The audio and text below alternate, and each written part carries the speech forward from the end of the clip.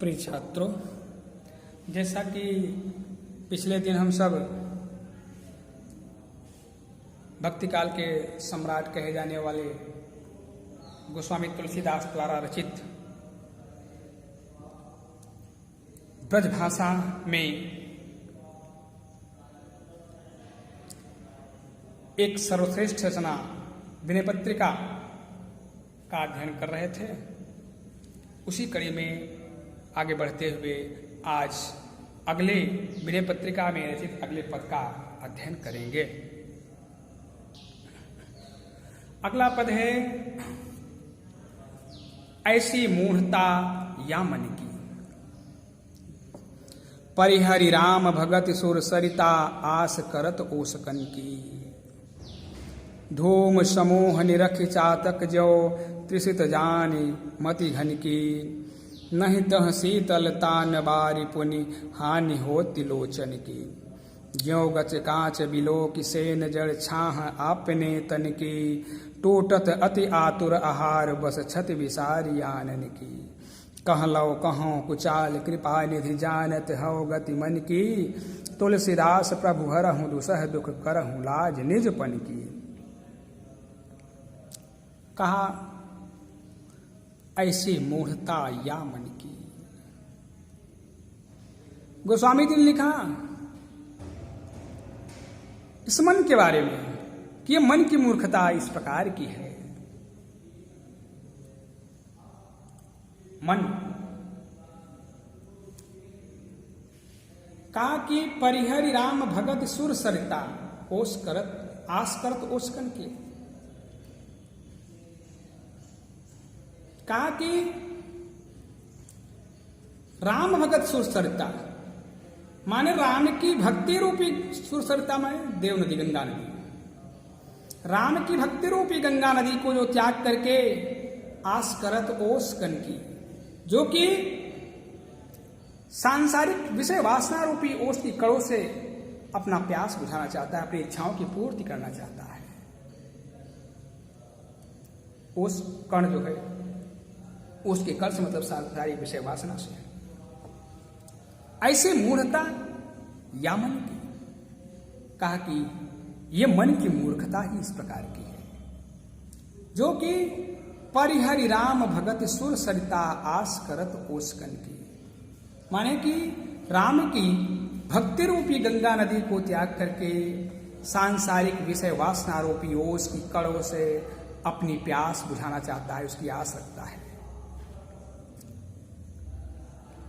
धूम समूह निरख चातक ज्यो त्रिसित जान मति घन की। चातक पक्षी पपीहा होता है और पपीहा की यह विशेषता है कि 27 नक्षत्र होते हैं, जिसमें एक स्वाति नक्षत्र होता है। जब उस नक्षत्र में जल की वर्षा होगी तो पपीहा पक्षी वही पानी पीता है। उसके अलावा भले ही वो प्यासा रहे, प्यास से मर जाए, उसको पानी में डाल दीजिए, लेकिन वह पक्षी जो है पानी नहीं पिएगा, वो सिर्फ स्वाति नक्षत्र का पानी पीता है और सीधे वो आसमान से पानी ग्रहण करता है। दोहावली में आपने पढ़ा था कि नहीं जात नत संग्रही शीस नाई नहीं लेई, ऐसी मानी मांगने को बारिद बिनती।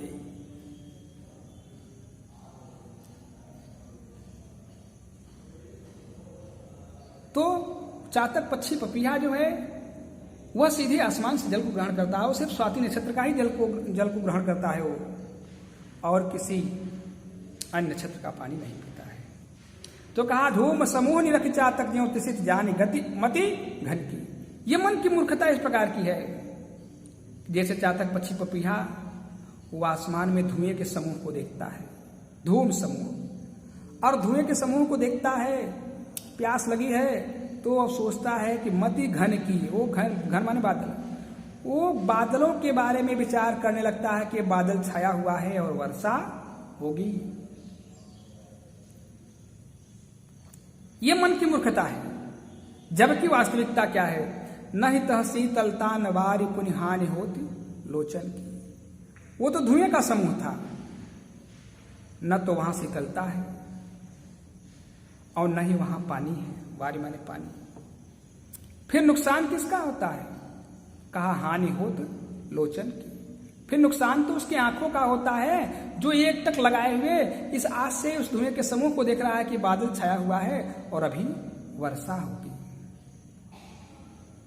ये मन की मूर्खता है। ऐसी मूर्खता या मन की, ये मन की मूर्खता इस प्रकार की है। जो गच कांच बिलो की सेन जड़ छाह आपने तन की। सेन कहते हैं, सेन माने होता है बाज पक्षी। और बाज पक्षी क्या काम करता है? छोटे पक्षियों को मारता है, उनको अपना आहार बनाता है। तो बाज पक्षी अगर मूर्खतावश गच कांच पर बैठ जाए, गच माने फर्श होता है, कांच माने शीशा। अगर जैसे कि बाज पक्षी वो शीशे के फर्श पर बैठ जाए और छाह अपने तन की, शीशे के फर्श पर जब बैठेगा तो उसे अपने शरीर की छाया दिखाई पड़ेगी। तो बिलोक सेन जड़ छाया अपने तन की, मूर्खता बस वो अपने शरीर की ही छाया को देखता है, अपने तन की, अपने शरीर की छाया को बिलोक माने देखता है और उसको देख करके यह मानता है कि ये दूसरा पक्षी है। ऐसा सोच करके टूटत अति आतुर आहार बस क्षति विसार आनंद की, बड़े व्याकुलता के साथ, आतुर यानी व्याकुलता, बड़ी ही व्याकुलता के साथ उस पर आक्रमण करता है, उसके ऊपर टूटता है, यह मान करके कि हमारा आहार है, हमारा भोजन है। और फिर जब आक्रमण करेगा तो किसको होगा नुकसान? शीशे पर मारेगा तो उसके चोंच में ही लगेगा। क्षति विसारी आनंद की, आनंद माने मुख होता है, वो भूल जाता है इसमें कि इसमें हमारे मुख का ही नुकसान हो रहा है, हमारे चोंच का ही नुकसान हो रहा है, क्योंकि उस पर प्रहार कर रहा है तो शीशे पर ही प्रहार कर रहा है। जो गच कांच बिलो की सेन जड़ छाह आपने तन की। बाज पक्षी अपनी जड़ता बस, अपनी मूर्खता बस शीशे के फर्श पर जब बैठता है तो अपने शरीर की ही छाया को देखता है और देख करके उसे अपना आहार समझ करके बड़े व्याकुलता के साथ, अति आतुर, बड़े व्याकुलता के साथ उसके ऊपर टूटता है, उसके ऊपर आक्रमण करता है और भूल जाता है कि इसमें नुकसान उसके मुंह का ही हो रहा है। यह मन की मूर्खता है। ऐसी मूर्खता या मन की कहलाओ कहो कुचाल कृपा निधि जानत हो गति मन की। गोस्वामी जी ने लिखा है, कृपा निधि, कृपा के भंडार, मैं अपने मन के कुचाल के, मन की कमियों को कहाँ तक आपके सामने व्यक्त करूं। आप तो मन की गति के बारे में जानने वाले हैं, अंतर्यामी हैं, सबके मन की गति को आप जानते हैं।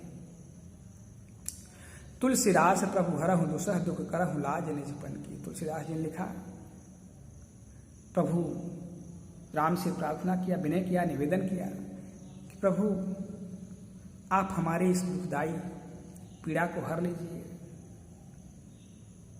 और आपका जो पन है, आपका जो संकल्प है अपने भक्तों की, गरीबों की लज्जा रखना, दीन दयाल आप हैं, तो आप अपने संकल्प की लज्जा रख लीजिए। ऐसी मूर्खता या मन की। गोस्वामी जी ने लिखा कि यह मन की मूर्खता ही इस प्रकार की है, जो कि परिहरि राम भगत सुर सरिता आस करत ओस्कन की। राम की भक्ति रूपी गंगा नदी को त्याग करके सांसारिक विषय वासना रूपी ओस के कणों से अपनी प्यास बुझाना चाहता है, अपनी इच्छाओं की पूर्ति करना चाहता है। धूम समूह निरख चातक ज्यों त्रिशत जानी मति घन की। ये मन की मूर्खता है कि चातक पक्षी पपीहा वो धुएं के समूह को देख रहा है, लेकिन प्यास लगी है तो सोच रहा है कि ये बादल छाए हुए हैं, बादलों की गति के बारे में वो विचार कर रहा है। जबकि वास्तविकता यह है कि नहीं तो शीतलता न बारी पुनिहानि होत लोचन की। वास्तविकता यह है कि न तो वहां शीतलता है, न तो वहां जल है, फिर यहां पर नुकसान उसकी आंखों का ही होता है। जो गचकांच पिलो के सेन जड़ छा है अपने तन की। जैसे सेन पक्षी, बाज पक्षी जो होता है वो अपनी मूर्खता बस शीशे के फर्श पर बैठता है, उस पर अपने ही शरीर की छाया को देखता है और मानता है कि हमारा आहार है। अपना आहार समझ करके बड़ी व्याकुलता के साथ उसके ऊपर आक्रमण करता है। टूटत अति आतुर आहार बस क्षति विसारी आनंद की। आनंद माने मुख होता है। बड़ी व्याकुलता के साथ उसके ऊपर टूट पड़ता है, उसके ऊपर आक्रमण कर देता है अपना आहार मान करके उसे, और इसमें भूल जाता है कि इसमें नुकसान तो हमारे मुख का ही हो रहा है, हमारे चोंच का ही नुकसान हो रहा है, क्योंकि शीशे पर मारेंगे तो शीशे पर तो हमारे मुंह में ही लगेगा।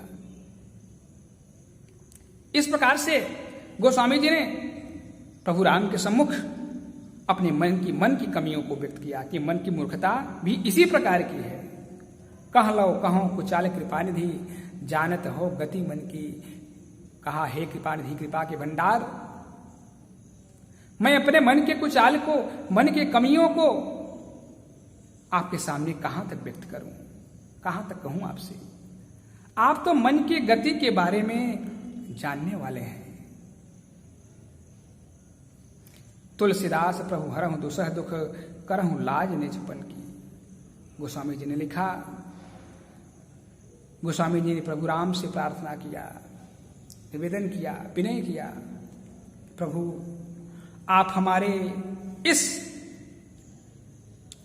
दुसह दुख को, हमारी पीड़ा को आप हर लीजिए, और आपका जो संकल्प है अपने भक्तों की लज्जा रखना, अपने भक्तों की रक्षा करना, तो आप हमारे इस दुख को हरते हुए अपने संकल्प की लज्जा रख लीजिए। दीन दयाल ग्रस संभारी हरहुनाथ मम संकट भारी। तो आप दीन दयाल हैं, दीनों पर दया करने वाले हैं। इस प्रकार से तुलसीदास जी ने कहा कि आप हमारे इस दुसह असहनीय पीड़ा को आप हर लीजिए, मन की मूर्खता को हर लीजिए, और आपका जो संकल्प है अपने गरीब भक्तों की लज्जा रखना, भक्तों की रक्षा करना, हमारी रक्षा करते हुए आप अपने संकल्प की लज्जा रख लीजिए। ऐसी मूर्खता या मन की, प्रभु ये मन की मूर्खता ही इसी प्रकार की होती है। इस प्रकार से विनय पत्रिका से इस पद की व्याख्या हुई। अब अगले दिन अगले पद की व्याख्या करेंगे।